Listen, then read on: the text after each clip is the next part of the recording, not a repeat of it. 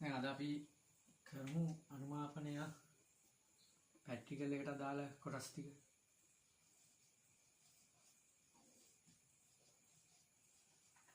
titration right. දැන් අනුමාපනයේදී මේ පැට්‍රිකල් එකේදී කොටස් ටිකක් තියෙන ඇටෝමක් තියෙනවා. දැන් මම ඇටෝම ඉස්සෙල්ලා අඳින්නම්කෝ. ආධාරකය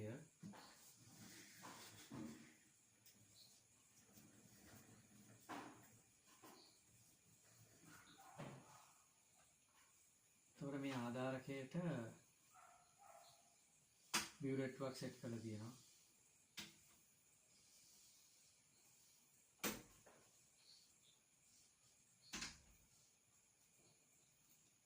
මේකේ තියෙනවා අනුමාපන ෆ්ලාස්ක් එක.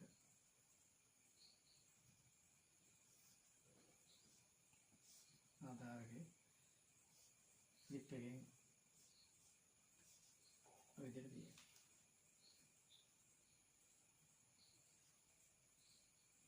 අනුමාපන ෆ්ලාස්ක් එක.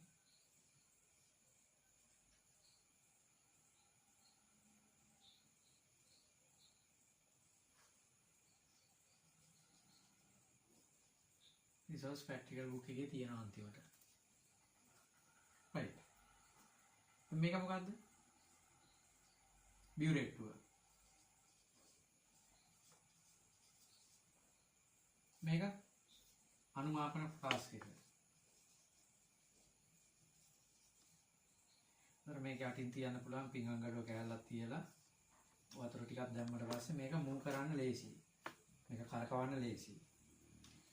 වම් අතින් ඉස්සරහින් වඩලා වම් අතින් මෙහෙම කරලි වෙලා අනුමාපන ෆ්ලාස්ක් එක අල්ල ගන්නවා. අල්ලගෙන දකුණු අතින් කරාමය අල්ල ගන්නවා. කරාමයෙන් බිඳුව එකතු කරනවා අනුමාපන ෆ්ලාස්ක් එකට. අනුමාපන ෆ්ලාස්ක් එක මෙහෙම සලව. අනුමාපන ෆ්ලාස්ක් එකට සලව. එතකොට මෙතන මේක ටයිල් එක උඩ තිබ්බට පස්සේ මේක සලවන්න ලේසියි. නැත්තම් ඝර්ෂණයක් වෙන හින්දා මේ ටයිල් එකයි අනුමාපන ෆ්ලාස්ක් එකයි අතරට වතුර ටිකක් දැම්මට පස්සේ ඒක මූව් කරන්න ලේසියි. හරි. එතකොට දැන් මේ බියුරෙට්ටුවට සහ අනුමාපන ෆ්ලාස්ක් එකට මොනවද ගන්නෙ? ඒක තමයි ඊළඟට වැදගත් එක. මොනවද ගන්නෙ? සාමාන්‍යයෙන් අපි බියුරෙට්ටුවට සාමාන්‍යයෙන් අපි ගන්නෙ නැහැ. ඒ කියන්නේ ගන්නෙ නැහැ කියලා එකක් නැහැ. සාමාන්‍යයෙන් අපි ගන්නෙ නැහැ භස්ම.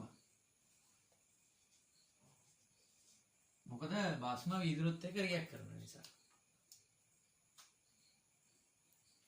ඒක නිසා අපි බියුරෙට්ටුවට ගන්නවා අම්ලය, අනුමාපන ෆ්ලාස්ක් එකට ගන්නවා භස්මය.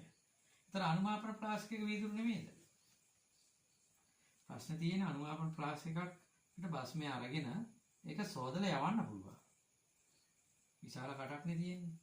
මේ බියුරෙට්ටුවේ මේ මෙතන තියෙන්නේ පොඩි කරාමෙත් එක්ක තියෙන පොඩි ગેප් එකක් තියෙන්නේ. ඒ ગેප් එක අපිට බ්‍රෂ් එකක් දාලා සෝදන්න බෑනේ. එතකොට මේක අපිට අවවා ගන්න මෙතන අමාරුයි. ඒක නිසා සාමාන්‍යයෙන් දැන් තාක්ෂණයේ තියෙන නිසා දැන් ගොඩක් පාවිච්චි කරන උපකරණ තියෙන නිසා ගැටලුවක් නැහැ. එහෙම නැත්නම් සාමාන්‍යයෙන් අපි බියුරෙට්ටුවට භස්මය ගන්නෙ නැහැ. ගන්න බැරි කමක් නැහැ. අරගෙන කරන්න පුළුවන් පැට්ටිය. කිසිම ගැටලුවක් නැහැ. ගන්නේ නැත්තේ අපි ඔය ගැටලු නිසා, ප්‍රතික්‍රියා කරන නිසා. මේ තියෙන වේලාව තුල පවා මේ කරාමේ ළඟ තියෙන පොඩි ස්පේස් එක තුලින් භස්ම අණුවක් රියැක්ට් කරලා මේක SiO2 සිලිකාත් එක්කනේ තියෙන්නේ. SiO2 නේ. ඒතකොට SiO2 වගේ එකක් NaOH එක රියැක්ට් කරන්න පුළුවන්. හරි. right. එතකොට ඔය ටික හරි. දැන් අපි මෙතන බිඳුවයි සම බිඳුවයි බිඳුව. මෙතන 100 කියලා හිතුවත් අපි මේකට පුරවලා ගන්න 100ක් හදාගන්නවා. 100ක් මට්ටමක්ම හදාගන්න ඕනේ නැහැ. අපි හිතමු 66ක මට්ටමක් තිබුණේ කියලා. එතකොට වැය වෙච්ච ප්‍රමාණය 66න් අඩු කරනවා. මේක 100ටම ගන්න ඕන කියලා එකක් නැහැ. ඒ වුණාට සාමාන්‍ය ප්‍රැක්ටිකල් එක කරනකොට විධිමත් විදිහට කරනකොට 0 පොයින්ට් එකටම ගන්නවා අම්ලය හෝ බස්මය හෝ මේකට දාන ද්‍රාවණය. මතක තියාගන්න ඕන තමයි මේකට දාන ද්‍රාවණය. එතකොට මේක කියවගන්නේ කොහොමද? මේක කියවගන්නේ 0 පොයින්ට් එක එනවනේ මෙන්න මෙතනයි ටච් වෙන්න ඕනේ යට තැන. මෙන්න මෙතන යට. ඇස් මට්ටම මෙතෙන්ටයි තියාගන්නවා. ඇස් මට්ටම මෙතෙන්ට තියාගත්තොත් ඒක වැරදි. ඇස් මට්ටම තියාගන්න ඕනේ මෙතෙන්ට. තියාගෙන මෙන්න මේ මට්ටමට එනකොට මෙන්න මේක තමයි කියව ගන්න ඕනේ. එතකොට ඒක හරියට දෙකක් MCQ එකට අහන්න පුළුවන් කරකවලා. බැරි කමක් නැහැ. MCQ එකට අහන්න පුළුවන්. right. ඊට පස්සේ මේ අනුමාපනයේදී කරන්න ඕන උපකරණ පිළියෙල කරගන්නකොට විශේෂයෙන්ම අහන්න පුළුවන් තැන තමයි අහලා තියෙනවා 2003 අනුමාපන ප්‍රශ්න දෙකක් ඇවිල්ලා තියෙනවා 12 13 එක ළඟ. හොඳ ප්‍රශ්න දෙකක්. ඒ 2003 ප්‍රශ්නේ සහ ඒකට අදාළව ඉතිරි ටික ප්‍රැක්ටිකල් එකේදී. සාමාන්‍යයෙන් මේකට ගන්නේ සාන්ද්‍රය නොදන්න ද්‍රාවණයනේ. දැන් මේ අනුමාපන ෆ්ලාස්ක් එකේ ඉන්න ද්‍රාවණයේ සාන්ද්‍රණය තමයි අපිට හොයාගන්න අවශ්‍ය වෙන්නේ. ඒතකොට සාන්ද්‍රණයේ නොදන්න ද්‍රාවණය තමයි මේකට ගන්නෙ. ඒක දැන් මම කලින් කියවනේ සාමාන්‍ය බියුරේට්ට බස්මය ගන්නෙ නැහැ කියන එක. එහෙම නෙමෙයි ඇත්තටම. බියුරේට්ට ගන්න පුළුවන්. සාමාන්‍යයෙන් අපි අනුමාපන ෆ්ලාස්ක් එකට තමයි සාන්ද්‍රණය නොදන්න ද්‍රාවණය ගන්නෙ. අපි හිතමු සෝඩියම් හයිඩ්‍රොක්සයිඩ් කියලා. අන්න අනුමාපන ෆ්ලාස්ක් එකට සෝඩියම් හයිඩ්‍රොක්සයිඩ් ගන්නවා. අනුමාපනය කරන්න පාවිච්චි කරනවා පිනොප්තලින් දාර්ශකය. අනුමාපනය කරනවා HCl එක. සෝඩියම් හයිඩ්‍රොක්සයිඩ් සාන්ද්‍රණය නොදන්න සෝඩියම් හයිඩ්‍රොක්සයිඩ් ද්‍රාවණයක් අරගෙන පිනොප්තලින් දාර්ශකය දාලා HCl එක අනුමාපනය කරනවා. ඔන්න ඔය අනුමාපනය සිදු කරන්න මේ ද්‍රාවණයේ ඇටවුම සකස් කරගන්න ආකාරය, මේ බියුරේට්ටුව අනුමාපන ෆ්ලාස්ක් එක සෝද ගන්න ආකාරය, පිළියෙල කරගන්න ආකාරය කොහොමද? ඒක ගැන තමයි කතා කරන්නේ. සාන්ද්‍රණය දන්න ද්‍රාවණයක් බියුරේට්ටුවට ගන්නවා, පිපෙට්ටුවක් බියුරේට්ටුවට ගන්නවා. එතකොට සාන්ද්‍රණය මේකේ දන්න නිසා මේ ද්‍රාවණයට මේ බියුරේට්ටුවට දාන නෑ ඊට කලින් මෙහෙම හිතමු අපි. දැන් මේ බියුරේට්ටුවේ අනුමාපන ෆ්ලාස්කය දෙකම අනිවාර්යයෙන්ම ආසුත ජලයෙන් සෝද ගන්නවා. එක ආසුත ජලයෙන් සෝද ගන්නවා. දෙක සාන්ද්‍රණය දන්න ද්‍රාවණය පමණක් සාන්ද්‍රණය දන්න ද්‍රාවණයේ දාන උපකරණය. හරි උපකරණය. සාන්ද්‍රණය දන්නා ද්‍රාවණයක් දාන උපකරණයට ඇටමුවට භාජනයට ඒ දාන ද්‍රාවණයෙන් සෝද ගන්න ඕන. එතකොට අපි බියුරේට්ටුවට HCl නම් ගන්නෙ ආසුත ජලයෙන් සෝදලා HCl වලින් සෝදන්න ඕන බියුරේට්ටුව. අනුමාපන ෆ්ලාස්ක් එක ආසුත ජලයෙන් විතරක් සේදුවා නම් ඇති. ඇයි මෙහෙම කරන්නේ? වෙන් කතා කරමු අපි. ඇයි එහෙම කරන්න කියන එක? දැන්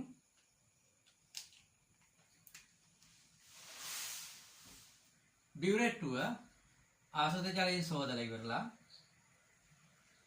අදාළ ද්‍රාවණයෙන් සෝදන්න නැතුව අදාළ ද්‍රාවණය එකතු කරා කියලා හිතන්නකෝ. එතකොට වෙන්නේ ආසුත ජලයෙන් සේදුවට පස්සේ මේ බිත්තියේ ජල බිඳු තියෙන්න පුළුවන්. මේ විත්තියේ ජල බිඳු තියෙන්න පුළුවන්.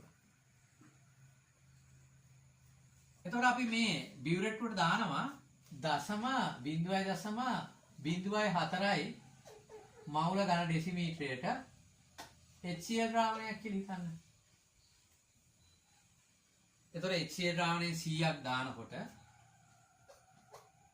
මේක කලින් ආසුත ජලයෙන් සෝදලා තියෙන්නේ. ආසුත ජලයේ යම් ප්‍රමාණයක් හරි මේ ඉතිරිලා තිබ්බොත් එහෙම 0.04යි මවුල ඝන ඩෙසිමීටර කියන සම්මත සාන්ද්‍රණය වෙනස් වෙන්න පුළුවන්. වතුරත් එක්ක එකතු වෙලා. අපි ගණනය ගන්නකොට හැම වෙලාවකම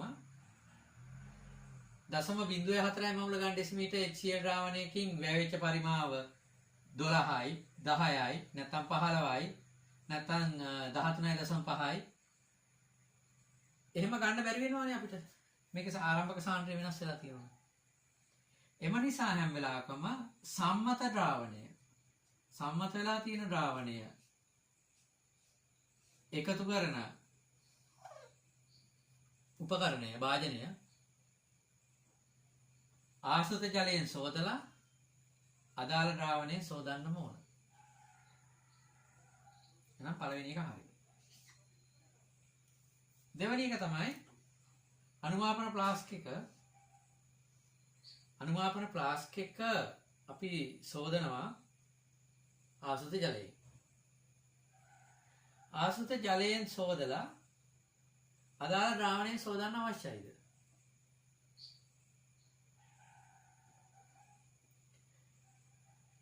දැන් අපි හිතමු ආශ්‍රිත ජලයෙන් සෝදලා අදාළ ද්‍රාවණයෙන් සේදුවා කියලා. දැන් අපි සාන්ද්‍රණය නොදන්න ද්‍රාවණයෙන් 25ක් ගන්නෙ. සාන්ද්‍රණය x වන 10 ඍණ 3ක් වන ද්‍රාවණයෙන් ඝන සෙන්ටිමීටර් 25ක් අරගෙන මේ x වල අගේ සොයන්නනේ අපි යන්නේ. නොදන්න ද්‍රාවණයේ සාන්ද්‍රණය සොයන්න යන්නේ. එතකොට දැන් මේක ආශ්‍රිත ජලයෙන් සෝදලා මේක ඇතුලේ ජලයේ සිටිය මේක ඇතුලේ මොන බිත්තියේ ගෑවිලා හෝ කොහොම හරි යම් ප්‍රමාණයක ඝන සෙන්ටිමීටර් 0.2ක් කියලා හිතන්නවා. 0.2ක් කියලා කියන්නේ 0.05 වැඩි කිරීම 2. ඒ කියන්නේ ඝන සෙන්ටිමීටර් 0.1ක් තියෙන්න පුළුවන්. තිබුණොත් මොකද වෙන්නේ? එතකොට අපි මේකට ගන්න ඝන සෙන්ටිමීටර් 25යි. දැන් මේකේ කලින් සෝදලා ඉතිරි වෙච්ච ජලය තිබුණොත් 25.1ක් වෙලා ඝන සෙන්ටිමීටර. මේ ප්‍රශ්නයක් නෑනේ. අපි දන්නේ නෑ ඝන සෙන්ටිමීටර 1ක් ඉතිරිලා තියෙයිද 2ක් ඉතිරිලා තියෙයිද 3ක් ඉතිරිලා තියෙයිද කියන එක අපි දන්නේ නෑනේ. අපිට ඒක දැනගන්න අපිට කොච්චර හිටියත් ප්‍රශ්නකුත් නෑ. අපි හැම වෙලාවකම කැල්කියුලේෂන් එකට ගන්නේ අපි දාපු ද්‍රාවණය. ද්‍රාවණේ අපි එකතු කරපු පරිමාව විතරයි ගන්නෙ. ඝන සෙන්ටිමීටර 25යි නම් ඝන සෙන්ටිමීටර 25ක් තුල ඉන්න කියලා තමයි අපි ගාන හදන්නේ. එතකොට මේ ඝන සෙන්ටිමීටර 25කට තව අපි වතුර දැම්මා කියලා නැත්නම් ජලය ඉතිරුණා කියලා ඒ ඉතිරි වෙච්ච ප්‍රමාණය අපි සලකන්නේ නැත්නම් අපිට ප්‍රශ්නයක් නැහැ ඒක. මොකද කැල්කියුලේෂන් එකට හැම වෙලාවකම අපි ගන්නේ 25යි කියලා. right.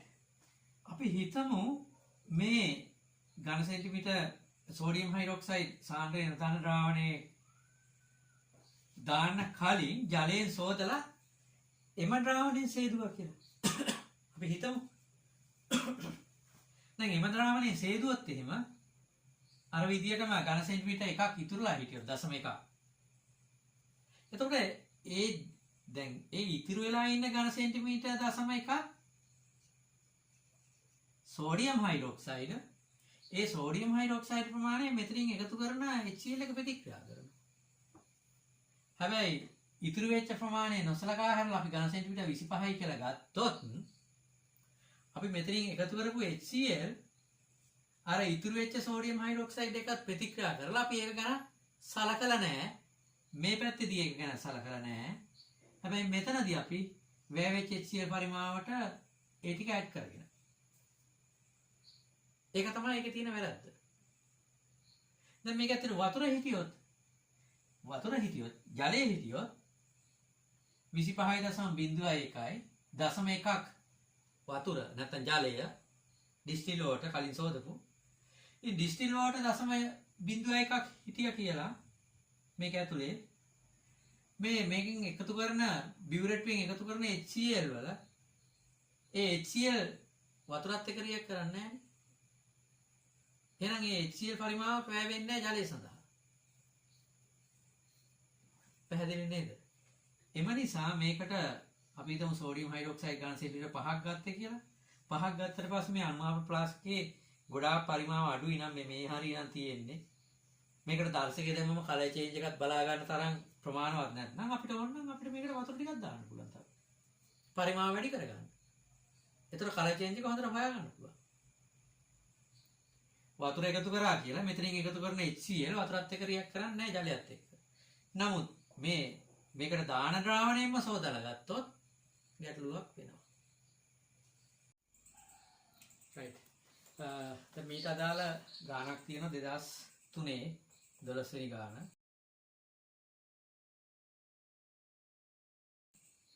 මේක තියෙන්නේ සිස්සෙක් y ද්‍රාවණයෙන් ඝන සෙන්ටිමීටර 25ක් x ද්‍රාවණය සමග අනුමාපනය කිරීමට අදහස් කරයි. එතකොට y ද්‍රාවණයෙන් 25ක් මෙතෙන්ට 25ක් අරගෙන x ද්‍රාවණයක් දාලා ඒකත් එක්ක අනුමාපනය කරන්න අදහස් කරනවා. මෙම අනුමාපනයට සූදානම් වීමේදී පහස සඳහන් කුමන සේදීමේ ක්‍රියාවලිය. අන්න දැන් වොෂ් කරන ක්‍රියාවලිය ගැන තමයි මේ අහන්නේ. මේක තමයි ගාන. මේ chart එකක් තියෙන මේ විදිහට. chart එකේ මේ පැත්තේ තියෙනවා බියුරේට්ටුව සේදීම, අනුමාපන ප්ලාස්ටික සේදීම. හරිද?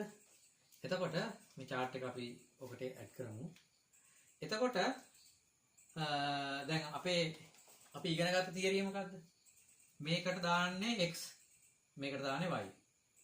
දැන් මේ ගානට අදාළව මේකට දාන්නේ x, මේකට දාන්නේ y. එතකොට මෙයාට x, මෙයාට y.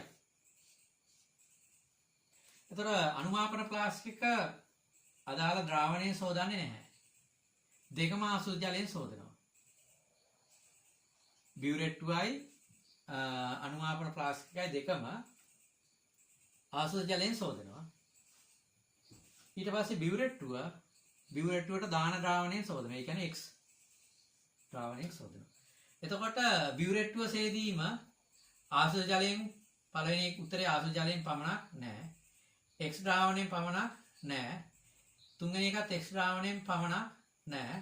හතරවෙනි එක y ද්‍රාවණයෙන්. නෑ මේක සෝදන්නේ නෑනේ y ද්‍රාවණය. පස්වෙනි උත්තරේ තියෙන ආසුත ජලයෙන් සහ ඉන්පසු x ද්‍රාවණයෙන්. ඒක කොටස හරි ඒකට. අනිත් පැත්තේ තියෙනවා අනුමාපන ප්ලාස්ටිකට සෝදනයකට තියෙනවා y ද්‍රාවණයෙන් නෑ අපි y ද්‍රාවණයෙන් සෝදන්නේ නෑ. උත්තරේ දෙකත් y ද්‍රාවණයෙන් නෑ y ද්‍රාවණයෙන් සෝදන්නේ නෑ. උත්තරේ 3 ආසුත ජලයෙන් ආසුත ජලයෙන් සෝදනවා. නමුත් උත්තරය 3 වෙනකොට අනුමාපන බියුරේට්ටුවේ උත්තරේ වැරදි. එහෙමනම් අවසාන උත්තරේ එන්න ඕන ආසුත ජලයෙන් පමණක් අනුමාපන ප්ලාස්ටික. මේකට දාන්න ද්‍රාවණයෙන් සෝදාන්නේ නැහැ. y ද්‍රාවණයෙන් ආසුත ජලයෙන් පමණයි. ඔන්න. එතකොට ඒ ගානට අදාළව ඊට වඩා දෙයක් මම කිව්වා කතා කරා. මොකද්ද? ඇයි මේකට ආසුත ජලයෙන් විතරක් සේදුවක් තියෙන ගැටලුව? ඒක නිසා ආසුත ජලයෙන් සහ මේකට දාන ද්‍රාවණය. දැන් මේක අපි අනිත් පැත්තට හිතමු x ඉන්නේ මෙතන y ඉන්නේ මෙතන කියලා හිතමු. එහෙමනම් මේ බියුරේට්ටුව ආසුත ජලයෙන් සෝදලා y ද්‍රාවණයෙන් සෝදන්න ඕන. ඒක අනිවාර්යෙන් කරන්න ඕන දෙයක්. හරිද? සාන්ද්‍රණය දන්නවා නම් හැම වෙලාවකම සාන්ද්‍රණය දන්නේ කෙනා තමයි උඩට ගත්තේ. එහෙම නැතුවත් කරන්න පුළුවන්. නම සම්මත විදිය. හරි නේද එහෙනම්? රයිට්. ඔන්න අනුමාපනය සඳහා ටයිට්‍රේෂන් එක සඳහා දර්ශක තේරීම. දැන් මේකට අපි කෙටියෙන් දාගමු. මේක සෝඩියම් හයිඩ්‍රොක්සයිඩ් සහ HCl කියලා හිතමු. මෙන්න දැම්ම සෝඩියම් හයිඩ්‍රොක්සයිඩ් NaOH අනුමාපන ෆ්ලාස්ක් එකට NA ඔච්චර තමයි සාන්ද්‍රණය හොයන්න ඕනේ. NA ඔච් 25ක් ගත්තා. සාන්ද්‍රණය දන්නේ HCl වලින් පුරවනවා මේක. සාන්ද්‍රණය 0.04යි මවුල ගන්න ඩෙසිමීටරයට HCl ද්‍රාවණයක් 0.1 හදා ගන්නවා. අවශ්‍යම නැහැ ඒක හදා ගන්න. ඒක නැතුණා කියලා කරන්න බැරි කමක් නැහැ. දානවා මේකට පිනොක්ටලින්. ද්‍රාවණයේ සෝඩියම් හයිඩ්‍රොක්සයිඩ්. සෝඩියම් හයිඩ්‍රොක්සයිඩ් ද්‍රාවණයට පිනොක්ටලින් දානවා. අපි අර කලින් වීඩියෝ වල කතා කරලා තියෙනවා අනුමාපන සඳහා දර්ශක තේරීම. ඒ chart එකේදී පිනොක්ටලින් වල කලර් චේන්ජ් එක වෙන්නේ රතු රෝස. රෙඩිස් පින්ක් කියන එක තමයි රතු රෝස කියලා ඒ විදිහටම ලියවෙන්න ඕන. මොකද රිසර්ච් බුක් එකේ ඒ විදිහට තියෙන්නේ. සහ අවර්ණ. ඕක තමයි කලර් චේන්ජ් එක. එතකොට ප්‍රබල භාෂික පරාසයේදී රතු රෝස පාටයි. එමනම් අනුමාපන ෆ්ලාස්ක් එකේ රතු රෝස පාටක් පෙන්නනවා. දැන් මේකට HCl දාගෙන අනුමාපනය කරගෙන යනවා. HCl බිඳුව බිඳුව එකතු කරගෙන යනවා. එකතු කරගෙන යනකොට සෝඩියම් හයිඩ්‍රොක්සයිඩ් එක HCl ප්‍රතික්‍රියා කරනවා. එතකොට සෝඩියම් හයිඩ්‍රොක්සයිඩ් සාන්ද්‍රණය එන්න අඩු වෙනවා. දුබල ආම්ලික එන්න සෝඩියම් හයිඩ්‍රොක්සයිඩ් සාන්ද්‍රණය අඩු වෙනවා. දුබල භාෂ්මික පරාසයට ඇවිල්ලා එක බිඳුවකින් විතර වගේ උදාසීන පරාසයට යන්න පුළුවන්. මේකෙන් වැටෙන එක බිඳුවකින් උදාසීන පරාසයට එන්න පුළුවන්. ඒ කියන්නේ ප්‍රබල භාෂ්මික පරාසයේදී රෝස පාටයි, රතු රෝස පාටයි. දුබල භාෂ්මික උදාසීන පරාසයට එනකොටම අවර්ණ වෙනවා. ඒතකොට අවර්ණ වෙනකොටම අපි මේ ඩ්‍රොප් එක එකතු කිරීම නතර කරනවා. සාමාන්‍යයෙන් අනුමාපනය අවස්ථා 3ක් කරනවා. පළවෙනි අවස්ථාවේදී අපි දල වශයෙන් සටහන් කරගන්නවා මේ 25 සඳහා HCl ද්‍රාවණයෙන් කීයක් විතර වැය වෙනවද කියලා. අපි හිතමු අපිට පළවෙනි අවස්ථාවේදී කලර් චේන්ජ් එක වෙනකොට ආවා කියලා 16ක් වගේ ඝන සෙන්ටිමීටර් 16ක් වගේ. එතකොට එතනින් අපි සැලකිලිමත් වෙනවා ඕන. අපි 12ක් ඝන සෙන්ටිමීටර් 12ක් විතර වගේ එකතු කරාම ඝන සෙන්ටිමීටර් 12ක් විතර වගේ වෙනකන් අපිට ටිකක් යම් ස්පීඩ් එකකින් එකතු කරන්න පුළුවන්. එතනින් පස්සේ අනිවාර්යයෙන්ම බිඳුවක් එකතු කරනවා කලතනවා. බිඳුවක් එකතු කරනවා කලතනවා. ඒ විදිහට පියවරෙන් පියවර ගියොත් එහෙම හරියටම මේකට අවශ්‍ය වෙන්නේ. අපි හිතමු මේ 0.04 මවුල ගන්න ඩෙසිමීටරයට HCl ද්‍රාවණයකින් වැය වෙන්නේ මේකෙදී 14යි කියලා නැත්නම් 15යි කියලා. හරියටම අපිට 15 නැත්නම් 14 ඝන සෙන්ටිමීටර් 14 මේකෙන් වැය කරගන්න පුළුවන්. ඝන සෙන්ටිමීටර් 14ක් වැය වෙනකොටම කලර් චේන්ජ් එක වෙනවා. රතු රෝස පාටින් ඉඳලා අවර්ණ වෙනවා. එතකොට අපි නතර කරගෙන මැනගල බලනවා 14යි වැය වෙලා තියෙන්නේ. සෝඩියම් හයිඩ්‍රොක්සයිඩ් HCl සමීකරණ ලිව්වා. ඒකට එක අනුපාතයෙන් කැල්කියුලේෂන් එක කරනවා. රයිට්. ඊළඟට අපි තව 2003ෙම තියෙනවා 13 වෙනි ගාන. ඒකත් අපි තව වීඩියෝ එකකින්